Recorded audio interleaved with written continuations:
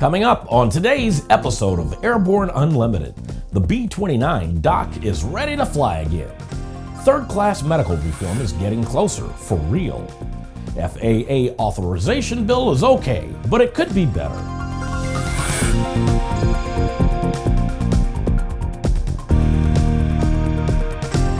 Hello, I'm Christopher Ciotum. It's July 11th, 2016, and this is Airborne Unlimited.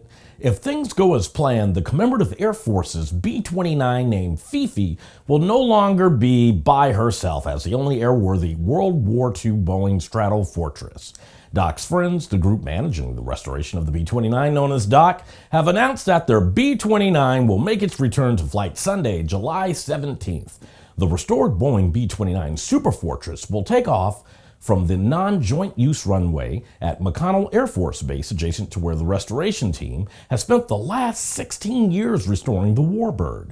Doc's flight crew expects the first flight to be an early morning event on July 17th due to anticipated hot weather.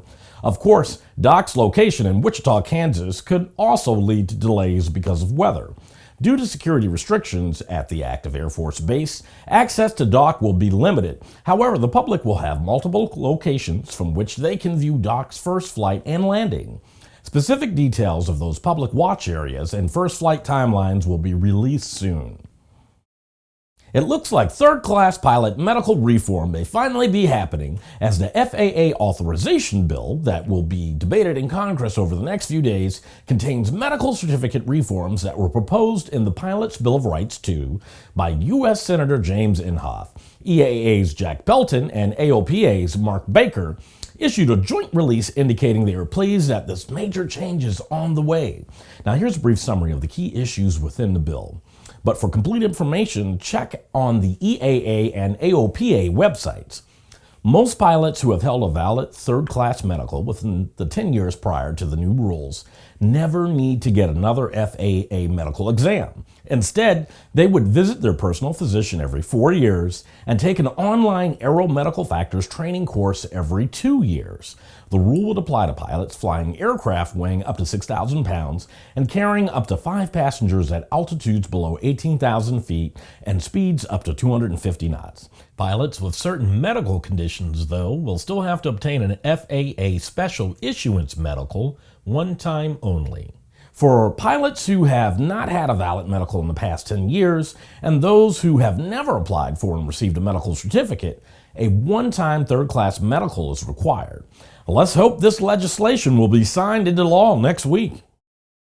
After the break, FAA Reauthorization Bill is praised, but with caveats.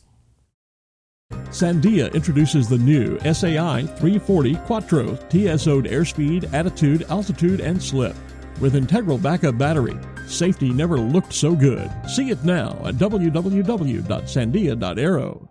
Since the early days of powered flight, pilots have struggled with landing in crosswinds. In fact, crosswinds and wind gusts cause more landing accidents than fog, thunderstorms, and icing combined. That's where the Redbird X-Wind SE comes in. By placing pilots in gusty crosswind conditions for extended periods of time, the X-Wind SE gives instructors all the time they need to teach the pilot the proper techniques for landing in crosswind conditions. For more information on Redbird X-Wind SE and Redbird's entire line of flight training devices, visit www.redbirdflightsimulation.com. Welcome back. If you'd like to be a supporter of Airborne Unlimited, send an email to jim@aero-news.net. Aviation advocacy associations are generally offering praise to House and Senate leaders for reaching agreement on an FAA funding extension through the end of the next fiscal year. However, they're also universally chiding Congress for not being able to come up with a long-term solution for funding the agency and for what is missing from the bill. The general consensus seems to be that the 14 months is better than nothing, but a longer funding bill would have better served the aviation community. They seem to generally agree that not making major changes to the operation of the ATC system was a good thing, and that the changes to third-class medical requirements will promote general aviation. However, it was noted by the various organizations that this extension bill fell short by not addressing the needs for revised aircraft and equipment certification procedures. It was also pointed out that because this bill only extends for 14 months, it fails to fully address the FAA's need to have an uninterrupted plan for implementing the next-gen navigation system. The stakeholders urge Congress to continue working on a longer and more stabilized funding solution. Each week we share with you an online video that one of our viewers found especially entertaining.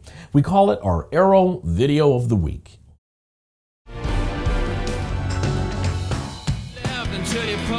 Final liftoff of Atlanta.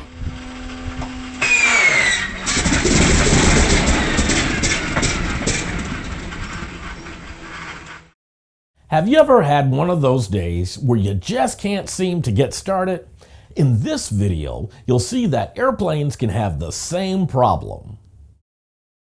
After these messages, Boeing and Embraer unveil their ecoDemonstrator aircraft.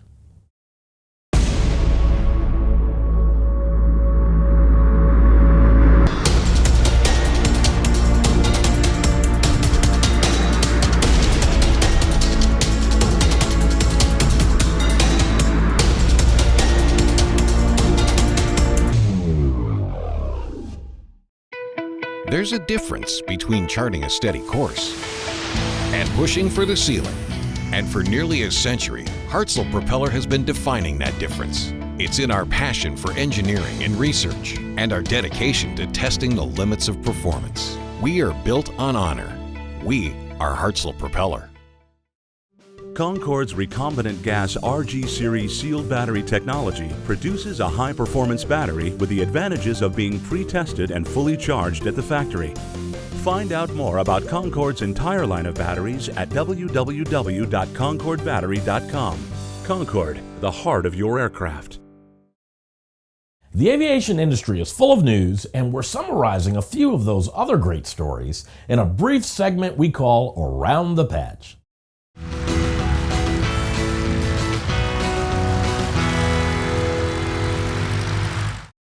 Boeing and Embraer have unveiled the next phase of the Boeing ecoDemonstrator program. An Embraer E-170 will serve as the flying test bed and will feature advanced environmental technologies that will undergo operational testing in Brazil during August and September.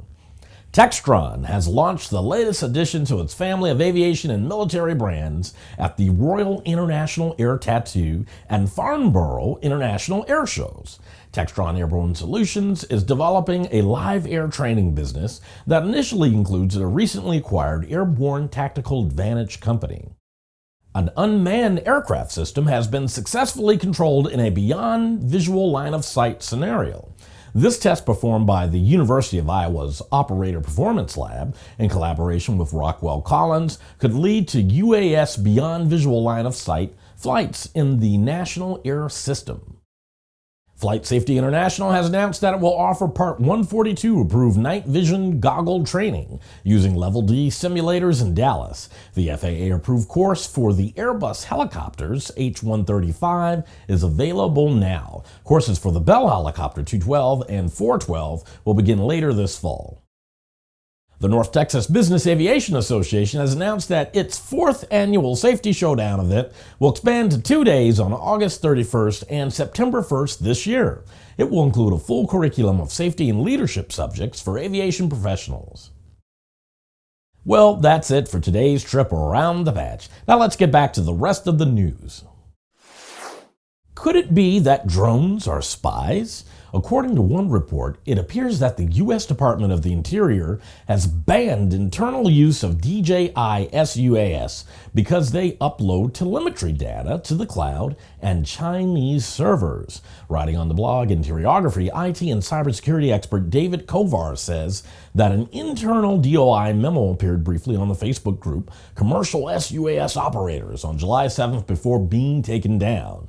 It's reported a memo from the Department of Interior's Office of Law Enforcement and Security wrote that the government's Office of Acquisition Management and the Aviation Manager for the DOI had spoken earlier and that they have banned the use of DJI products.